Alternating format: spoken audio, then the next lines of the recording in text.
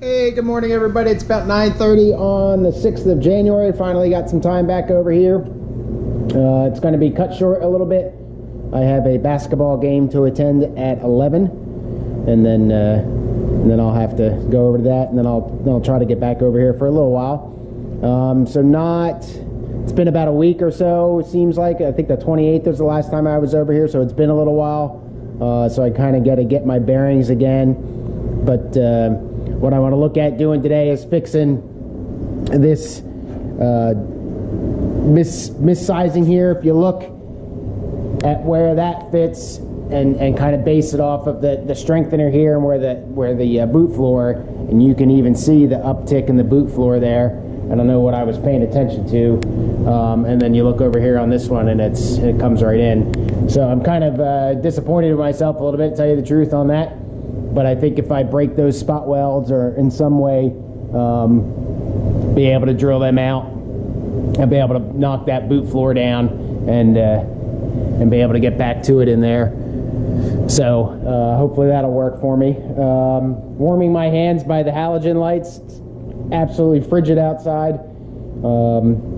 I know Ellen and Chef are undergoing the same weather. I think we're in the same area of the country. They're a little bit further north of me, so I'm sure they're dealing with it a little bit more. Not quite as windy today as it was supposed to be, but there you go. So anyway, I did get some new toys. I got a very small metal brake. I'm not sure that this thing is going to actually be worth it, but I picked that up at Harbor Freight, of course, for about I think it's about 30 bucks with the coupon. So that's kind of expensive, I think, but for some of their stuff, so we'll see. I'm not positive that that's going to do anything for me. But my big Christmas present to myself, was a shrinker stretcher set. So this was about $110, again with a coupon, 25% coupon. So I think what I'm going to do this morning, at least now before the game, is just kind of tool around with those and try to get some, I got some old angle iron from a bread frame sitting around here, excuse me, and see if I can make some sort of stand or something like that for those things. So anyway, that's the plan for today. Again, not incredibly organized, but we'll see how it goes. All right, quick updates about 10 o'clock. I got that little piece fixed up. I used my spot weld chisel thing here. This is kind of a maximum force adjustment tool kind of thing. So it's not real elegant, but it does pound through spot welds, but it causes some distortion and some damage, as you would suspect. So I got this lined up from the inside. You can see that looks a little bit better when I push the rear valance in there. And then down here, if you can see that gray paint behind that's and you can kind of see the bottom of the lip, that's much better. So what I'm going to do, and it matches over here. So I got that adjusted. I didn't have to cut all the spot welds back. 3 of them, maybe 4 of them that I went through, because back here it got better. It just flared up on me as I got closer to the end. So I got to clean that area up a little bit and get the residual weld metal and everything out of there, but I'm going to go ahead and I think I'll be able to get that welded in before I need to get to the basketball game. All right, about 10:30 or so, I got the boot floor all refitted. Got it clamped in. I'm going to go ahead and weld it up now. So yeah, I dropped it a good 1/4 to 1/2 inch or so, which is exactly what I thought it would be. So I was able to move stuff away and get some holes popped in this side over here with my little hole puncher guy thing there, and then I had to drill one out. So I'm going to go ahead and weld that up, and that's probably going to be about it before the basketball break. So there you go. All right, about 10:35 or so, I got to get going here in a minute. So I got this guy all welded up.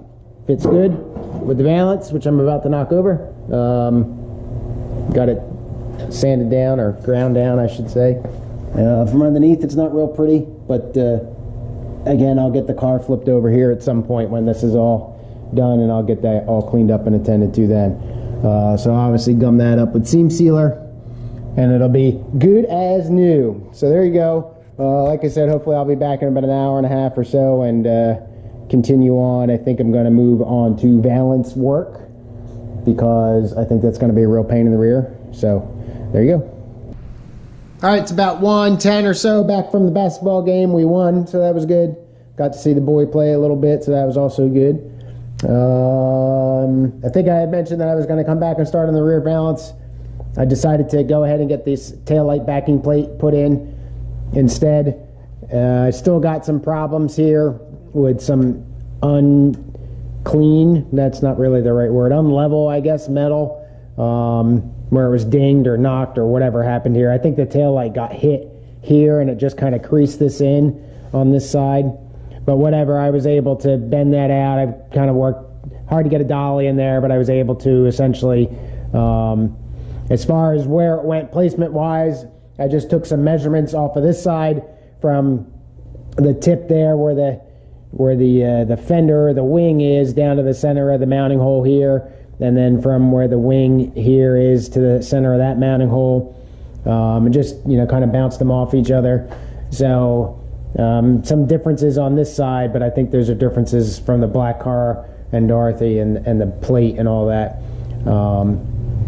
But everything looks good. So the only thing I'm kind of concerned with here is I don't have any real long necked vice grips. I need to get a pair of those to get over here to cinch this up and clamp it tight. So I think what I'm going to do here is put a sheet metal screw in there. I haven't completely decided yet because I still got to drill that hole to do that, but just kind of do it in the center somewhere, and hopefully that'll draw it in enough and get it tight enough. So there you go. So I'm going to knock that out real quick and keep going.